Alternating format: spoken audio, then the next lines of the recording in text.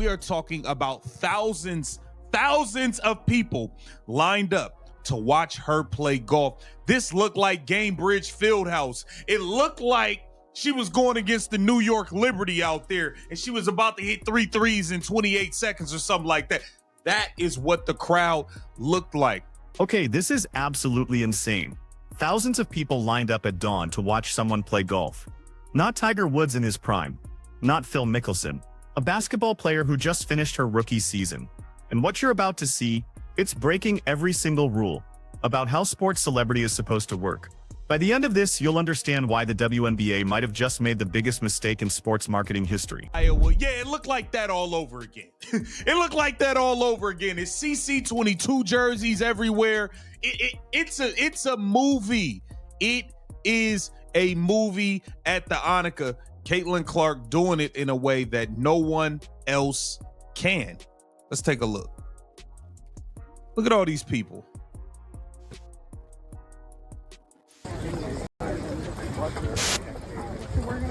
So here's what nobody's talking about. This isn't just a big crowd at a golf tournament.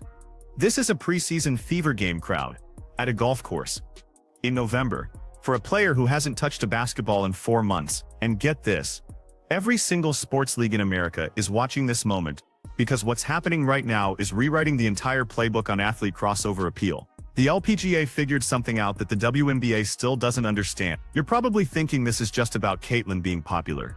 But hold up. There's something way bigger happening here that most people are completely missing. I didn't realize how many people are there.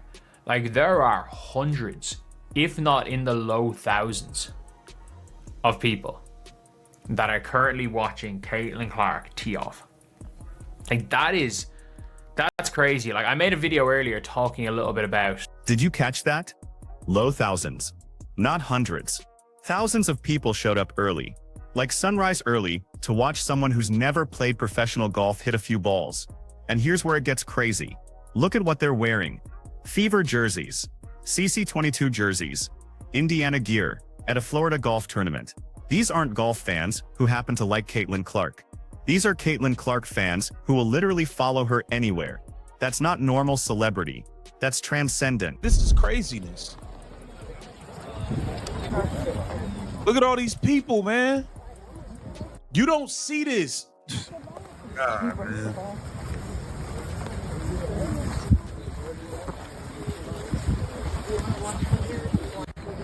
Look at all these people lined up. They was out there early. They out there early. Talking about when the sun is rising. The sun is barely up and people are already packed 10 deep along the fairway. You know what this reminds me of? Tiger Woods at Pebble Beach. LeBron James at a Drew League game. When someone's gravitational pull is so strong that the sport doesn't even matter anymore. But here's the kicker. The WNBA had this. They had someone who could shut down any venue, any sport, any event. And instead of building the entire league around that nuclear reactor of attention, they spent a year trying to convince everyone she wasn't that special. Meanwhile, the LPGA is over here basically printing money. People are there.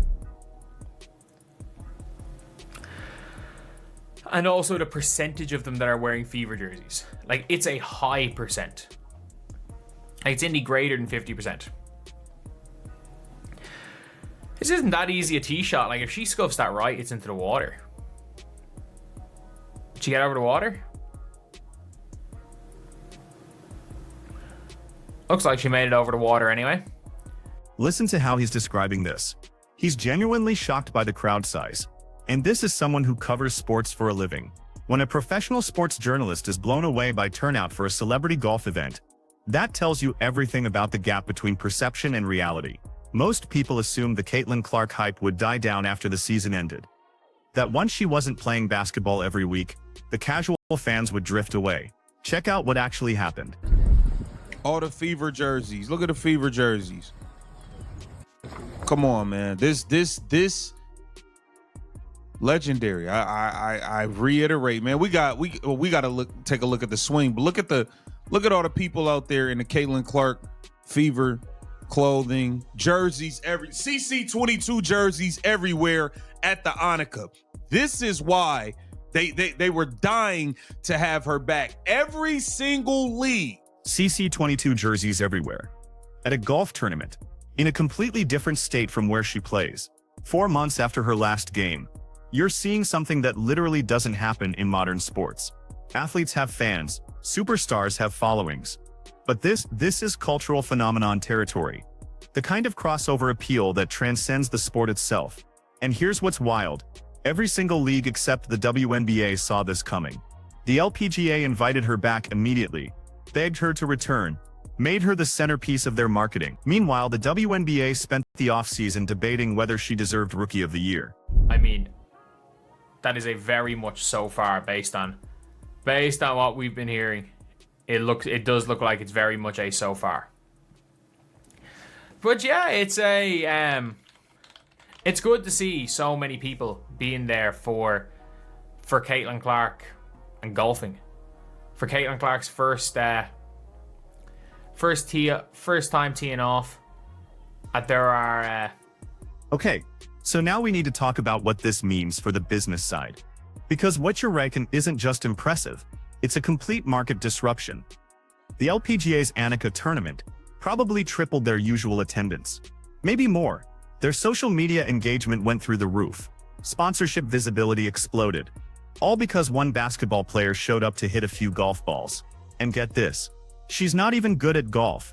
Her swing is decent, but she's not competing professionally. Nobody's there because they think she's going to win. They're there because she's Caitlin Clark. That's pure star power. The kind that comes around maybe once a generation. Good swing. We got to take a look at Sophie Cunningham and Lexi Hall. You know, Tres Leches was in the building. We got to take a look, man. Sophie Cunningham hit a damn fan with a ball. Leave it to Sophie to do something crazy. Leave it to Sophie, man. Gotta love the blonde bomber, man. You leave it to Sophie to do something out of pocket every time. Sophie Cunningham just hit a fan with a golf ball. And somehow this is perfect. Because what's happening here goes beyond just Caitlin. She's bringing her teammates into this spotlight. Lexi Hall is caddying. Sophie's out there making content. These players are getting exposure they would never get otherwise. The LPGA understood something crucial. When you have someone with this kind of gravitational pull, you don't just feature them, you let them bring their whole ecosystem. You amplify the entire circle. Now watch how the dynamic plays out. Man, you crazy? It's lit. I don't know. That's what I want to be called. Calm down, Brie. Sausage girl? No, she's a sausage sister. That is so bad. Let's take a look at this. Dude, you put snacks in? Yeah. Maybe a beer. Yes, exactly. I need to go get my... There you go. What do you need? See what's happening here? Sophie's having the time of her life. She's getting more mainstream attention in one golf tournament than she got in entire seasons with Phoenix. Lexi Hall is building her brand. The Fever organization is getting promoted on a completely different platform. This is how you maximize a superstar's impact. You don't isolate them. You don't try to spread attention equally across the league. You recognize that one transcendent talent can lift everyone around them, but only if you let them. The WNBA could have done this. Should have done this. Instead, they spent a year trying to prove that Caitlin wasn't actually that special. It is an interesting one to see. And 8:30 a.m. look, the number of people are out there. I'm like, I cannot wait to see the amount of people that are going to be watching her play basketball when she's back. And I really hope there's not a lockout. I really hope there's not a lockout. Like I've tweeted out a few things and I'm like, look, I don't think Caitlin Clark's brand, if she doesn't play any basketball till 2027, I don't think her brand's going to keep up. And everyone's like, oh no, like her brand's going to be fine. It's going to be fine. But I'm like, man, there's a possibility she does not play sports till 2027. If there's no lockout. Now here's where this gets really interesting. He's talking about the lockout, the possibility that Caitlin Clark might not play meaningful basketball until 2027. Think about that for a second. The WNBA has someone who can draw thousands of fans to watch her play a completely different sport. And there's a real chance she won't play basketball for 3 years because of labor negotiations. You know what happens to that kind of momentum when it stops? It doesn't pause. It dies. And once it's gone, you can't get it back. Ask any league that's had a lockout during a popularity surge. The damage is permanent. Golf. maybe not quite the buzz of last year. And not even a maybe not quite the buzz of last year. Definitely not quite the buzz of last year. Could you imagine if, heck, could you even imagine if 5 months ago, if Sophie Cunningham, if this was if Caitlin had played healthy in the seat for the rest of the season, how much hype this would have? A lot more than it does right now. But yeah, it's a good thing though. It is a good thing to see. It's a good thing to see the teammates together. It's a good thing to see the Indiana Fever players together, and it's a good thing to see so many people showing up. Did you catch the shift in his tone? He went from excited about the crowd to genuinely worried about the future.